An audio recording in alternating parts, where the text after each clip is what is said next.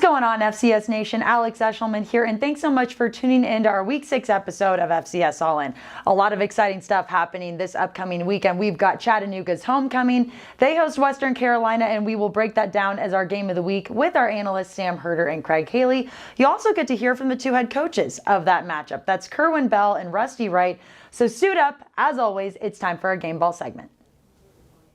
My co-host every week is Senior FCS Editor of Hero Sports, that is Sam Herder, and Senior FCS Analyst of Stats Perform and theanalyst.com, Craig Haley. Guys, before we talk the entire week, I want to start off with the game ball question that we were just talking about. Favorite mascot in the FCS? Craig, let's start with you.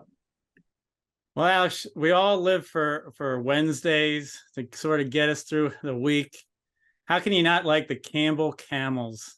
It's hump day on Wednesday. You got to like the Camels. It's crazy kind of nickname, but a great nickname. So I'm going Campbell Camels. I'm going Richmond Spiders purely because I am unfortunately not a bug person and I'm wimpy when it comes to spiders. So that mascot would definitely scare me. Sam, what is your favorite mascot in the FCS? There's a lot to choose from. Actually, the FCS has, really good logos and mascots, across the board. But I like the Albany Great Danes. There's a lot of dog mascots out there, but Great Danes is, you usually think of like Bulldogs or something like that. So Great Danes is kind of one that's a little off the radar a little bit, but one that I really like. Definitely unique. I like that one too. All right, let's get to talking football. Those three teams, as well as the rest of them that cover the FCS here. Go to player from this last week that you would give your game ball to. Craig, let's start with you. It's a great year for all-purpose yardage kind of players, and we think Dylan Lobby of New Hampshire being the best, and he ranked number one last year in the FCS. But New Hampshire lost to Towson this past week, and Diego Hunter has been a terrific player for Towson through the years as a rusher, receiver, returnman. He outperformed Dylan Lobby in an upset, 324 all-purpose yards. I have to take my hat off to Diego Hunter of Towson. Idaho running back Anthony Woods had a huge game in a matchup that had high stakes, two ranked matchups, two ranked teams, I should say, with Idaho and Eastern Washington. And Anthony Woods goes for over 200 yards on the ground, 5 rushing touchdowns. His performance was key because, Eastern Washington's secondary is pretty good and they held Idaho's explosive passing attack in check. But when you have a running back that can complement that passing attack and kind of go off when your passing attack isn't working too well, that's so valuable to a team. And Anthony Woods was the difference maker in that game. The Vandals definitely on fire this season. How about a storyline or a team that really stood out to you this week that you would give your game ball to? Craig, let's start with you. Plenty to pick from. I mean, there were 8 ranked teams that lost, and 6 of them lost to unranked teams. I'm going to go in that direction. I'll go Harvard, beating Holy Cross. They never trailed in that game. They kind of solved Matthew Sluka for a week, which is hard to do, the Holy Cross quarterback. But this is the 150th season for the Harvard Crimson. So it was a special week and a special season. They're 3-0 to start the year. You want to give your nod to 3 previously unranked teams knocking off 3 top 6 teams. Craig mentioned Harvard beating Holy Cross, who was number 6. Elon beat William and Mary, who was number 5. South Dakota beat North Dakota State, who was number 2. Out of all that, I guess my game ball will go to USD because the Yotes did do it on the road. It was NDSU's homecoming. It was a result, beating NDSU in the Fargo Dome. It was a result that not really anyone outside of Vermilion saw coming. So I'll give the game ball to the Coyotes. We are going to get to our game of the week segment. It is a top 20 FCS matchup between Chattanooga and Western Carolina coming up.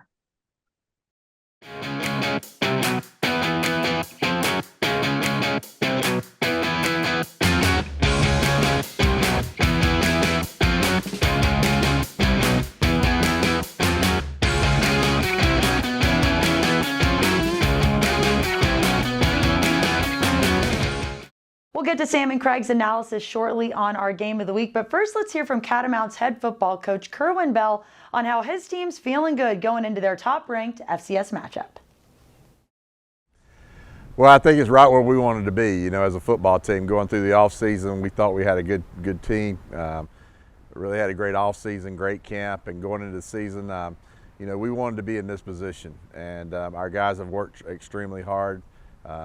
We've got ourselves now in a position to go and see where we can go from here. And got a 3-game stretch coming up, still decide sort of our season and who we are, but we really like where we're at right now. But you know, we felt like going into that first game, that was going to be crucial for our season, and I think it was a great early win for this young football team to go beat Sanford, you know, here at home, a team that had won the conference last year. I think that gave us confidence. I think the Eastern Kentucky game on the road even gave us more confidence, and it's got us to the point here where we're 4-1 and got a chance to really compete for the championship. Well, like I told them, I don't think we got to do anything, but you know, great or different, right? We've got plenty enough personnel, talent. We're executing at a high level, offensively, defensively, in our special teams game. We just got to make sure we correct a lot of the little things that's keeping us from being great, and we just got to do what we've been doing and go play a very solid football game. Go play winning football. If I can see our team go out there and play winning football the way they have the last 4 weeks, I'll be happy with the outcome. First, it starts with our offensive line. I preach that. I think we've got one of the best in FCS.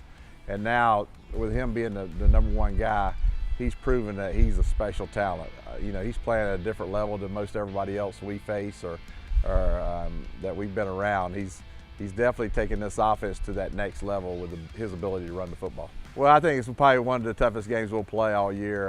You know, Chat is a very physical football team on both lines. They've been that since I've been here in the 3 years, the D line and the offensive line. I think we've really closed that gap in the last 3 years to be able to match them up front. And so it's going to be a big-time game at their place, you know. And like I told our team, this is what we wanted. This is where we wanted to be. Let's just make sure we embrace this moment and give it our best shot. And but I think there'll be sort of the game that carries us throughout the season if we can find a way to get it done.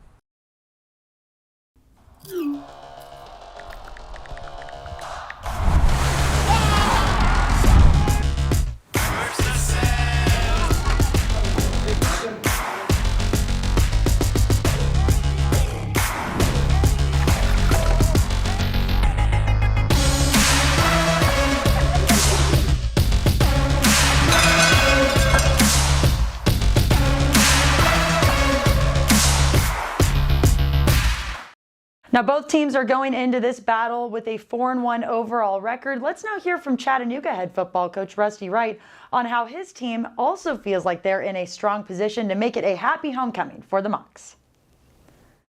Well, it's huge. You always want to get started off well, you know, as well as you can, and makes those games in October and November mean a little more when you have that opportunity. We just continue to work. I mean, that's the thing, is it doesn't matter what it is. These guys have continued to go. We've made some plays when we've had to make plays. We've had different guys along the way step up, and we've also won football games differently. We played defense, we played offense, kicking game's gotten a little better, and I think that's what you have to continue to do to be a good football team. You know, we'll be halfway through the Southern Conference after this game for us, and we're still going to have 4 more games left, and we got to continue to play well to give ourselves a chance. But yeah, I mean, it's a halfway point, so it's a good measure to stick, and then okay, then the season comes down to a month, and you have to go get it figured out. Well, the biggest thing is I just want to see them go out there and play like they're capable of playing, and then we'll see what happens there at the end. That's the whole deal. I tell them every Saturday, we go out there and play like we're capable of playing. I'll deal with the outcome when it's over. You know, the biggest thing is it just opens things up. We got 3 wideouts I think are pretty good players, and it gives, you know, them an opportunity to expand things, and you can't limit the field on us offensively. And you know, Jamoy's been the recipient of being in the right place at the right time a lot of times, which is what you're supposed to. But I think it's a combination of Chase distributing the football and other guys being good players as well for him to have the numbers he's having right now. You got to learn from things and keep growing. One game doesn't make a season, whether it's in the beginning, the middle, or the end. You just have to keep working and keep trying to do the best you can. At the University of Tennessee at Chattanooga, our students graduate prepared to make an impact. They are leaders, thinkers, and dreamers. They solve today's problems and create future opportunities. They are ready to take their place in the world, engaging students, inspiring change, enriching communities. The University of Tennessee at Chattanooga.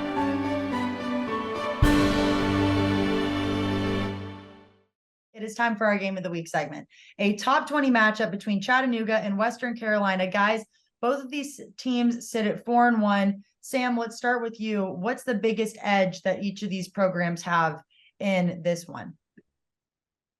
I think for, Western Carolina, it's just the momentum they're on right now. They really came onto the radar earlier this season when they beat Samford. And Samford was top 10, at that point. And Samford has since, fallen out of the top 25 rankings. But still, WCU has lived up to their billings as far as being a ranked team. They've really, owned their last two opponents. They've scored 77 and 49 points in their last two games. And so I think, offensively, Western is just rolling right now. For Chattanooga, I think, the quarterback play for Chattanooga started pretty slow. But the Mocs now, the last few games, they've really starting to get things rolling. Chase Artopias is how you pronounce his name. You have to say it very slowly, but he's a UCLA transfer. He didn't have a whole lot of playing experience before this. And you can kind of see that in the first few games where Chase was, maybe not developing as much, not reading defense as well, but he really seems comfortable now. So I think just with how the Mocs are looking offensively, looking better and better every week, they carry that into this game. That's something to like about Chattanooga. Craig, kind of the same question. What's the biggest edge that each of these programs have that sticks out to you? I think Chattanooga, you would definitely say the defense. They have a standout in every unit. They're always good at the pass rush. They do lead the SoCon again in sacks. Jay Person's their main pass rusher, but obviously it's a deep defense. Western Carolina's defense really took a big step 2 years ago, or last year from 2 years ago, and this year it's not even in the same stratosphere. I mean, it's a balanced defense. I think that's a key here. But when you think Western Carolina, obviously you're thinking their offense. I mean, they're number one in yards per game in the FCS and up there in points per game, almost 40 a game.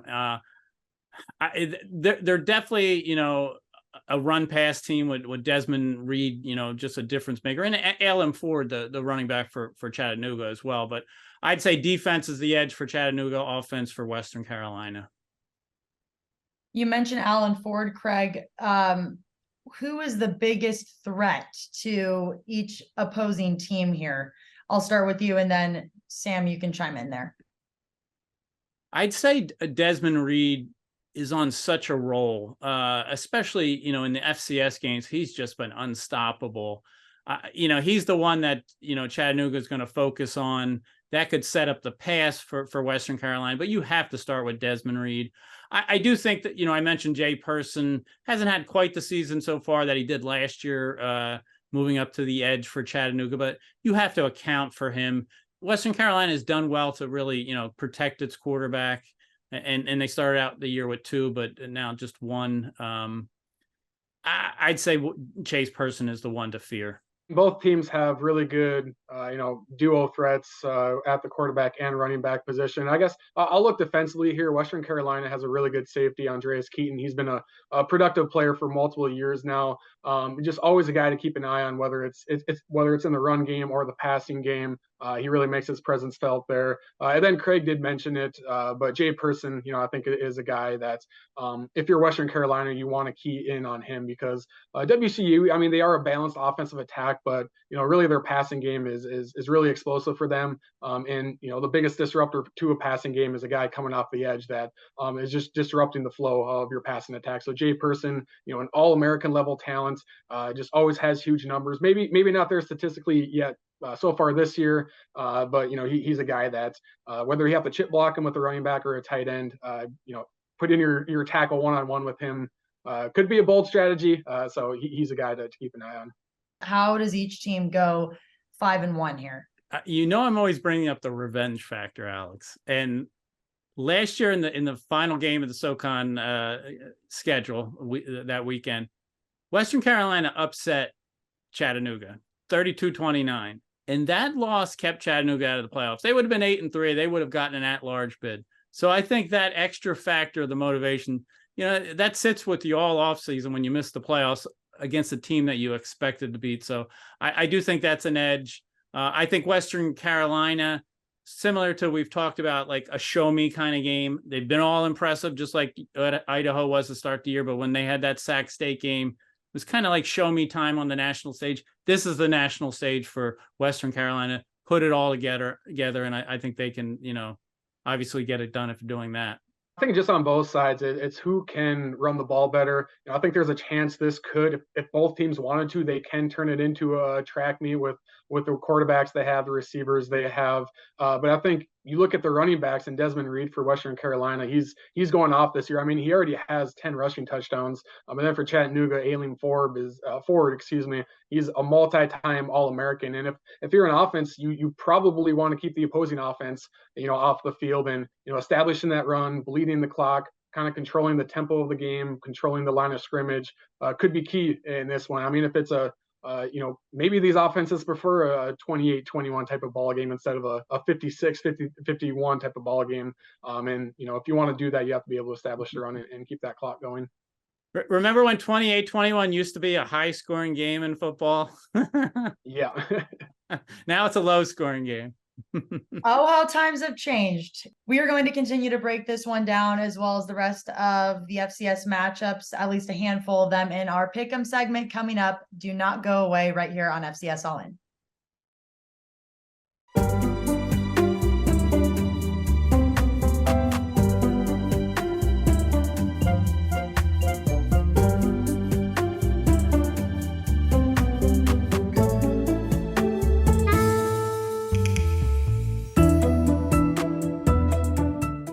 It's time for our Pick'em segment right here on FCS All-In. Alex Eshelman, Sam Herder, Craig Haley. This week, every week. All right, guys, let's get right into it. Sam, let's start with you. UT Martin versus Eastern Illinois. Who you got?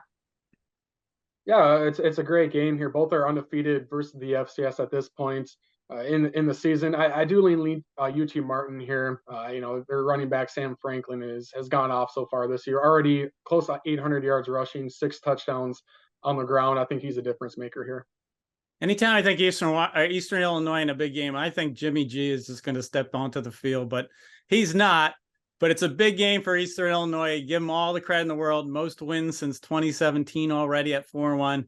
But Sam's right. Sam Franklin, UT Martin gets it done. Hey, we are Jimmy G fans here always. All right. NDSU versus Missouri State. Sam, what do you think?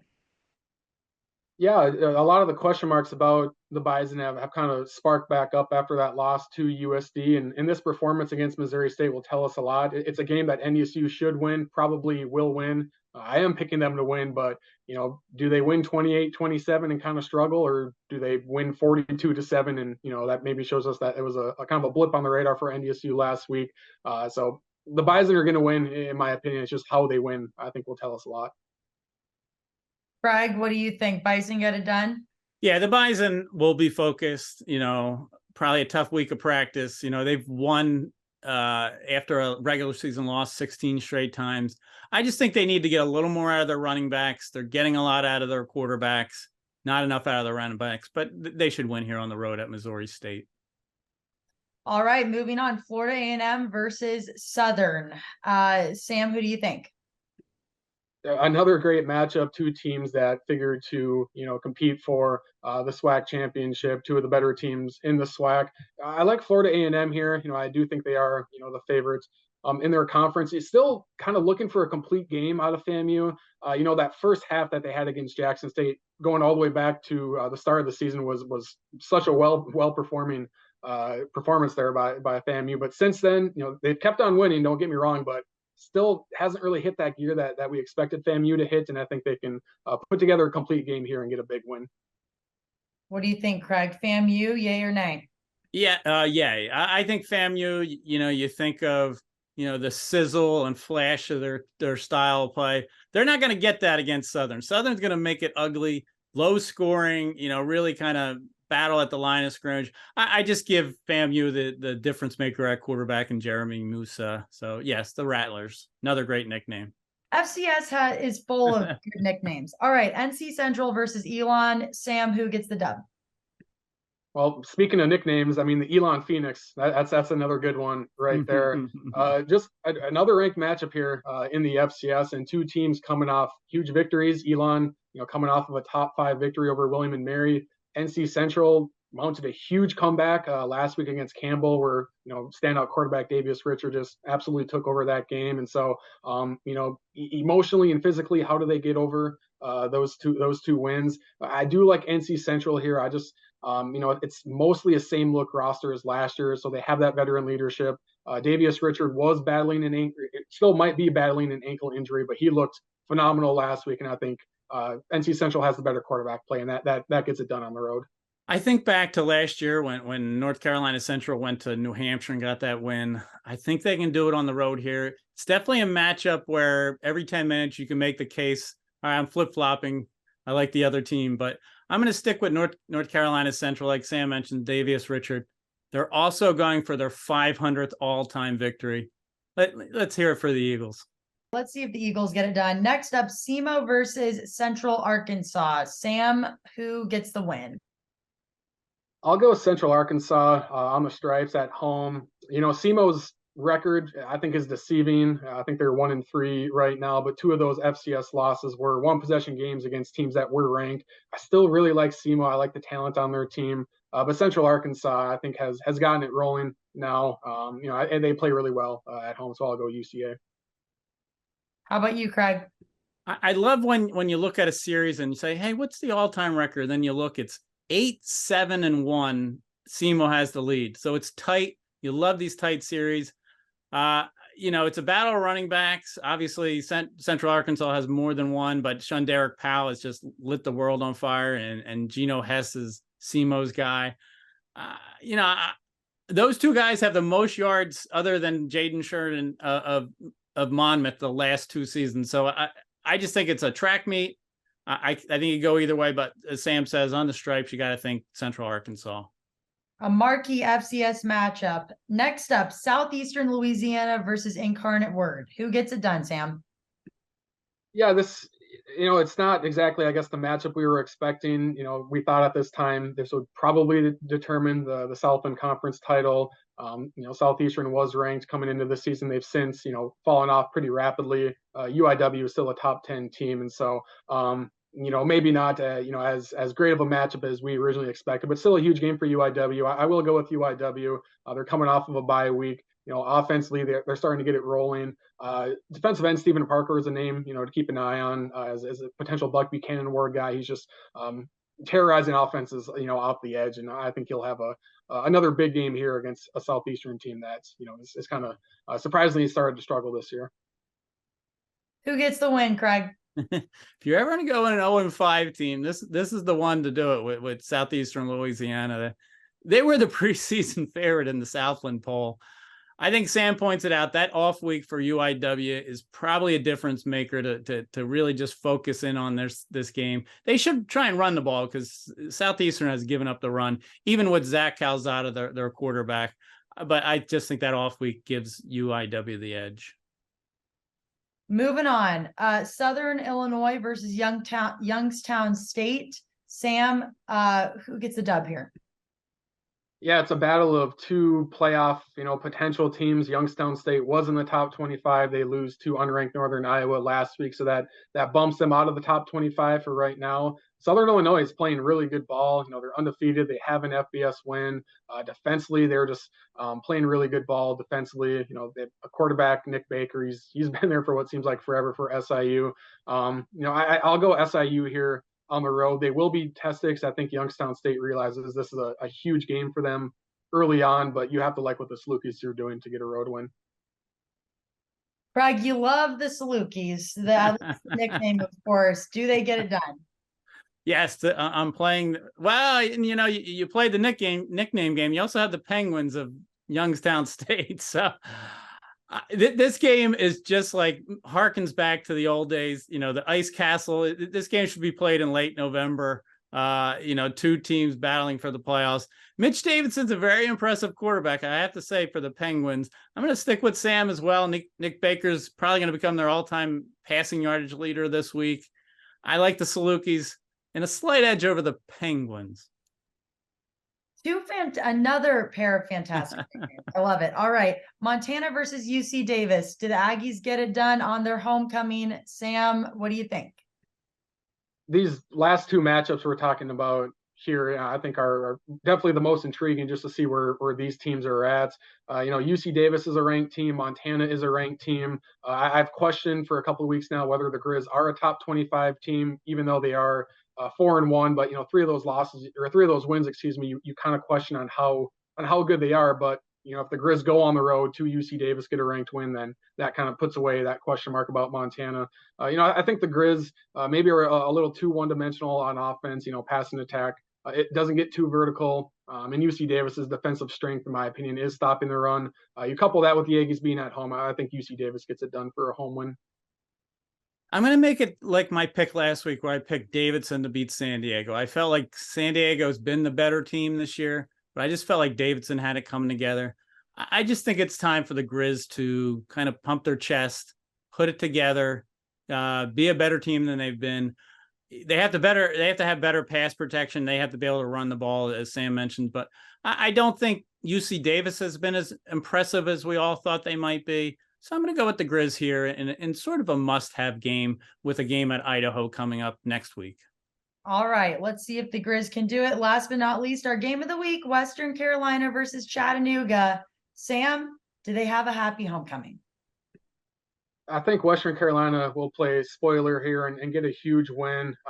This is such an important game for both. Chattanooga is getting back into the top 25 now, and this is a huge opportunity for them. The Catamounts just have so much momentum right now. They've skyrocketed, in the top 25. I don't think they were even receiving votes in the preseason, and now they're just stringing along wins and really rising rapidly in the top 25. And losing this game is not the end of the world or anything for Western Carolina, but I just think just continuing to hold on to that momentum and put themselves in a position to be a seed come playoff time is really important. And Western Carolina, I think, is just a bit more has a bit more firepower in this one to squeak out a win.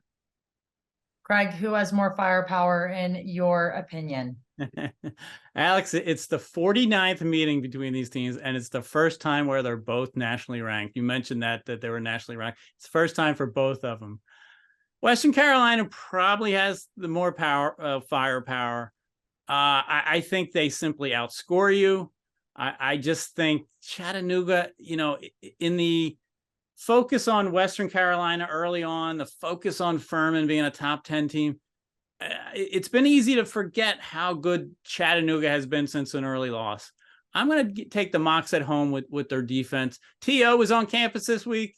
They might try and suit him up. I'm going to go the Mocs.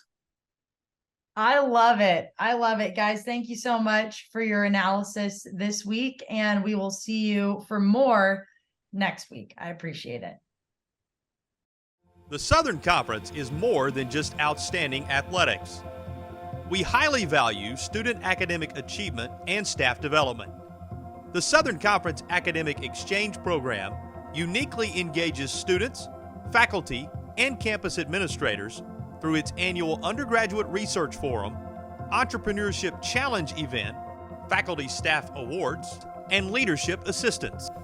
The Southern Conference, building champions on the athletic field and on our campuses.